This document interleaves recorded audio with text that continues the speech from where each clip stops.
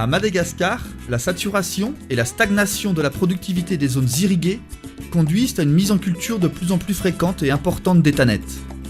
Cependant, l'érosion et le ruissellement peuvent engendrer la dégradation de ces sols fragiles et causer des dégâts importants sur les infrastructures et les rendements en aval. Le développement de solutions adaptées aux conditions agroclimatiques et socio-économiques locales qui soient économiquement rentables et facilement applicables, tout en préservant l'environnement, est un enjeu capital pour le pays.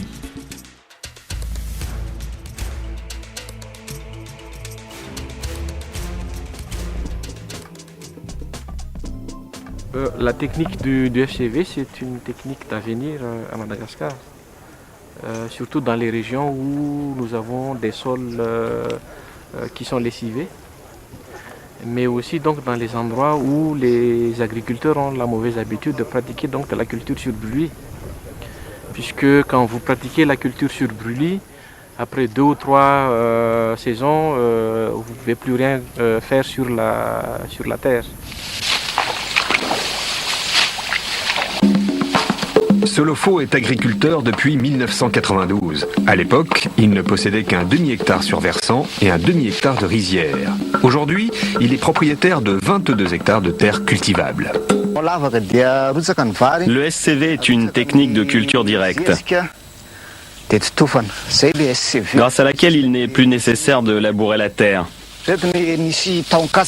Une fois que j'ai récolté ma culture de maïs et de niébé, j'ai laissé les tiges pourrir. Elles ont constitué de l'engrais, ce qui fertilise la terre, et surtout forment une couverture qui protège mon sol. J'ai ensuite semé directement mon riz dans cette couverture.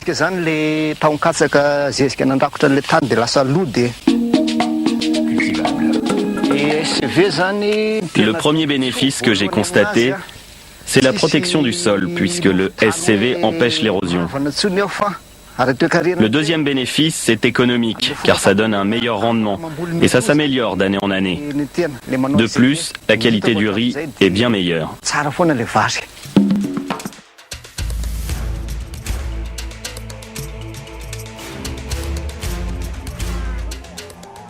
Ny biby fiompy zany indrindra fa ny omby a dia tena mifandray tanteraka am'le volo rakotra mihitsy. Dia ny biby fiompy zany a no manome ny NPK ihany koa hoentina mikarakara le tany. Ary ny rakotra indrindra fa ny brakaria zany a tena ilain'le biby fiompy. Ahafahana manatsara ny tany moa zany a, dia ny zezika hoentina avy any a sy ny zany hoe le zezika amboarina amin'ny alalan'ny biby fiompy zany, indrindra moa fa ny omby.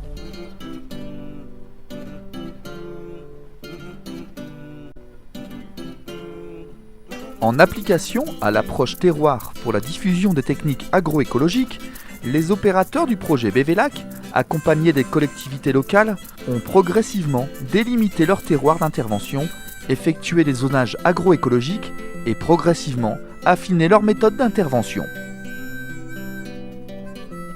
Le zonage agroécologique permet de déterminer précisément les meilleurs systèmes culturels à appliquer suivant les critères écologiques. Pour ce faire, le projet a utilisé les outils du volet foncier, à savoir les plans de repérage, des cartes et des images aériennes et satellitaires. Ces modèles numériques de terrain permettent de déterminer avec exactitude les pentes et les écoulements des eaux. L'objectif est l'adaptation et la diffusion des techniques agroécologiques au niveau local et ensuite au niveau de l'exploitation. Ce qui a permis ultérieurement de démarrer le conseil à l'exploitation.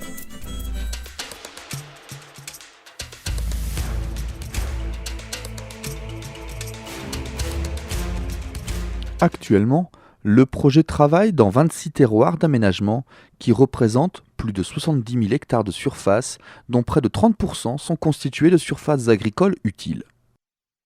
Ces surfaces utiles sont dédiées à des activités productives comme l'élevage et l'agriculture. Les activités d'aménagement associent des travaux communautaires et des actions spécifiques de protection des bassins versants, comme la lutte anti-érosive, l'embocagement et la végétalisation.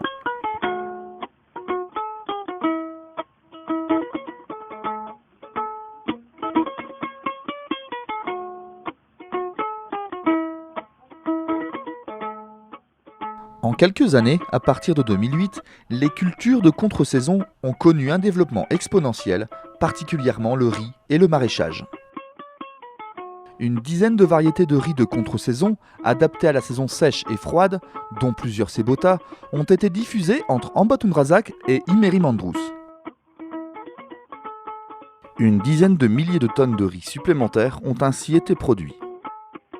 Cela a réduit de manière spectaculaire la période de soudure dans cette zone.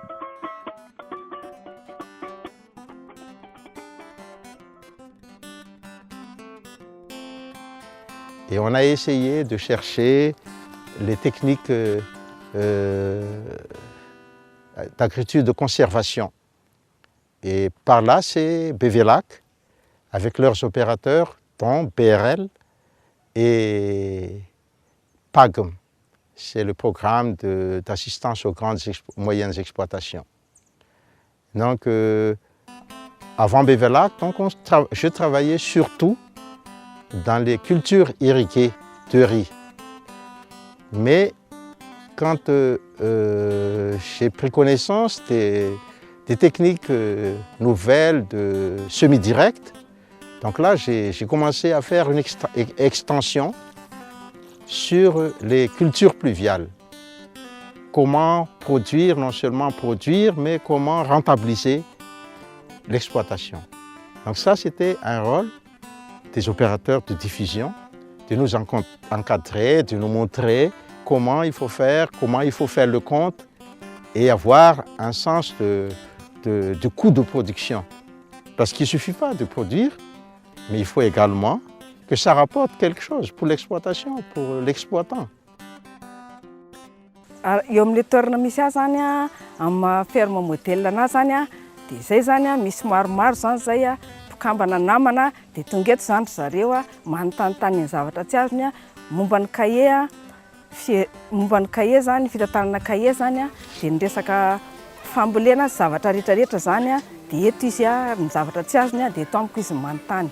Satria moa izay ilay toerana misy azy zay, ary izay koa no nampiofanina azy zany. Ao ny CPR-na zany ilay zavatra nataonay hoe amin'ilay cahier zany a, drafim-pitantanana mivoaka sy ny miditra, nentina manomana famokarana, dia ahitana ny voaka sy ny miditra, ahitana ny tombony a.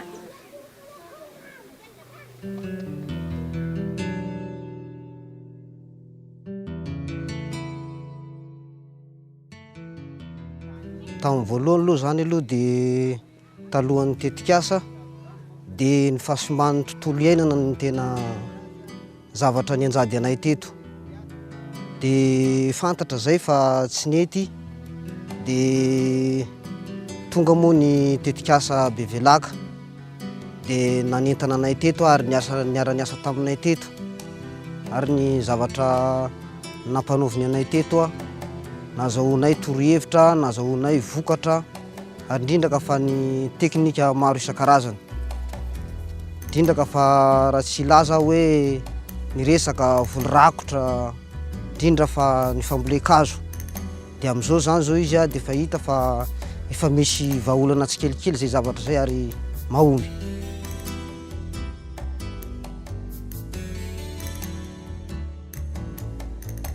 L'option de compiler ces données et de les représenter sous forme d'atlas de terroir s'est progressivement imposée et a commencé à être mise en œuvre dans le cadre du suivi et évaluation. Ces atlas de terroir représentent de manière condensée et essentiellement sous forme graphique l'état des lieux et les potentialités dans ces terroirs, ainsi que l'état d'avancement des actions de mise en valeur et de protection des ressources au moment de l'achèvement du projet.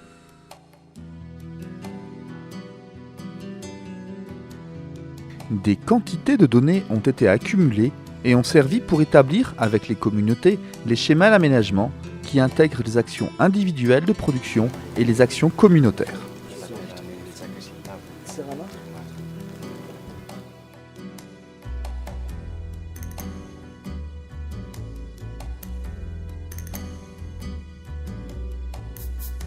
Ny fahatongavan'ilay projet zany a dia hita fa ahafahana mampiakatra ny vokatra eto amin'ny faritra loatra zany. Ka raha ohatra ka manao an'izany daholo ilay tantsaha dia mety hiakatra ny vokatra izay misy eto Alakaloatra.